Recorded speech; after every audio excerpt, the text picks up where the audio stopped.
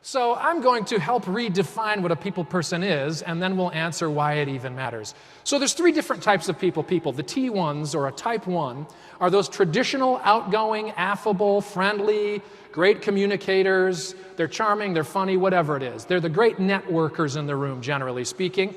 And I would say style over substance in a very general way. If we're defining what a T1 is on a spectrum, I'm talking about the polarized version of that.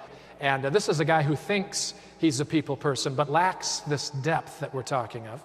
My brother-in-law Paul, he's lovely. He's a real people person. So, James, pleasure to meet you, James. Real pleasure to meet you. Heard a lot about you, James. Really? Zing, like it. So, tell me, James, what do you do for your day job? I'm asking because I'm genuinely interested. Well, I work in a sewage treatment plant. It's pretty low-key, but occasionally there's a blockage, which means someone's got to physically... Yeah, brilliant. Yeah, God, I'm so bloody fascinated, James. I'd like to glue my brain to your face. Are you even listening? That is so true. But I'm not even talking. Me neither. God, we've got so much in common. We should totally do lunch. Oh, I see what's going on here.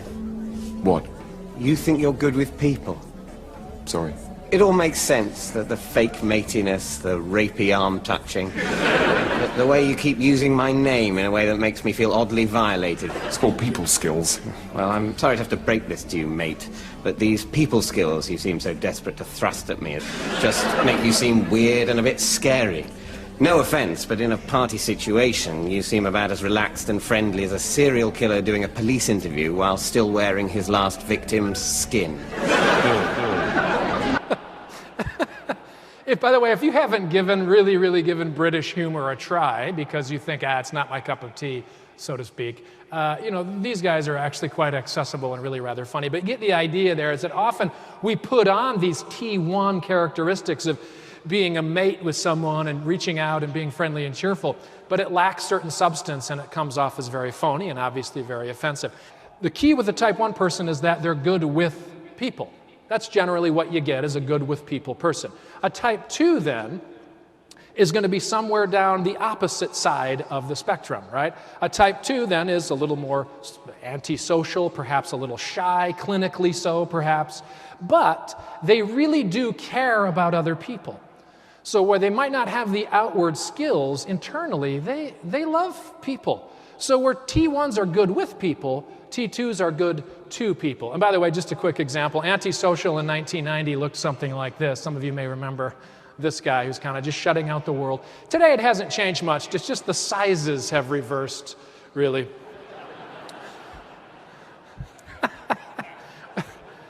I defy you to find a pair of headphones for less than $7,000 out there. Well, since when did we have to get a second mortgage on our home to listen to music, for heaven's sakes?